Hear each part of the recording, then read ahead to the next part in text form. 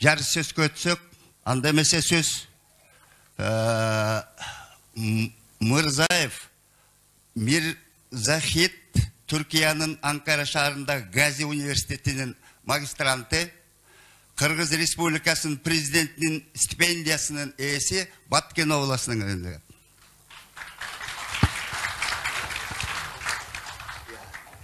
Ассаламу алейкум, урматтуу пикирлештер, урматтуу тагдырлаштар. Сиздер менен бүгүн тарыхый күн, ушундай тарыхый мааниси бар күндө жолугушуп, жүз көрүшүп турганыма чексиз кубанычтамын. Өзүңүз билгендей, кароосуз же болбосо ынтымаксыз үй бүлөнүн балдарынан чанда гана мыкты уул кыз өсүп чыгат. Тилекке каршы үй бүлөдө ынтымак, ырк жок болгонуна байланыштуу, ал үй бүлөдөн көпчүлүк учурда коом үчүн коркунучтуу уул кыздар өсүп чыгат. Мен бүгүнкү Кыргызстандын абалын ушундай ынтымаксыз, биримдиги жок үй бүлө катары элестетем. Бүгүнкү биздин жаштар ошол ынтымаксыз үй бүлөнүн уул кыздары. Бүгүн билинбегеним менен аябай эртең күн ойлоно турган бир жаштар өсүп келатат. Бүгүнкү биздин көпчүлүк жаштар сындайт. Азыркы биздин 50-60 жаштардагы ошол биздин аталарыбызды, агаларыбызды. Мен эртең корком, биздин жаштар балким мындан да бир аз коркунучтуураак болобуз.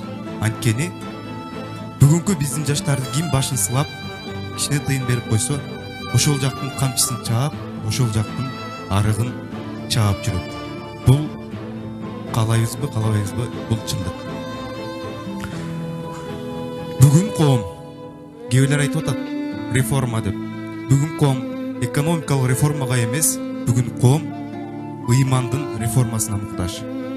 Бүгүнкү коом экономикалык инвестицияга эмес, бүгүнкү коом ыймандын, адептин, адамгерчиликтин инвестициясына муктаж. Эртеңки биздин келечегибиз кандай болот? Муну үчүн ар бирибиз ойлошубуз керек.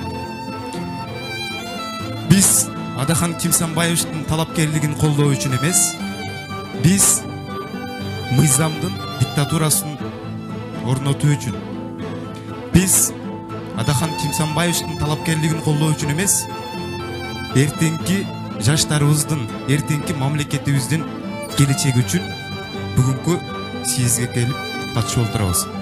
Биз Адахан Кимсанбаевден ошол Түркияда окуп жүргөндө социалдык тармактар аркылуу кайрылып, президенттик жарышка баруусун талап кылганбыз.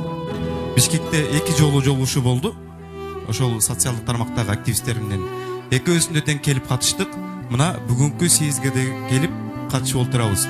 Биздин максат Адахан Кимсанбаевдин шайлоодо же болбосо президенттик шайлоодо жеңүүсү эмес, биздин максат шайлоодо ыймандын, тартиптин, таза жүргөн адамдын жеңүүсү. Бүгүнкү күндө мындай адамдар чанда гана калды. Биз жеңиште аягына чейин күрөшөбүз, аягына чейин турабыз. Балким биз бул шайлоодон Кудай билет, бирок жакшы ниет кылалы, жеңилип калышыбыз мүмкүн. Бирок биз эртеңки күндө коркпой, мен адилеттик үчүн, мен таза киши үчүн, мен таза инсан үчүн, таза саясат үчүн добуш бергенмин деп ачык айта алгыдай болобуз. Биз буга толук ишенебиз.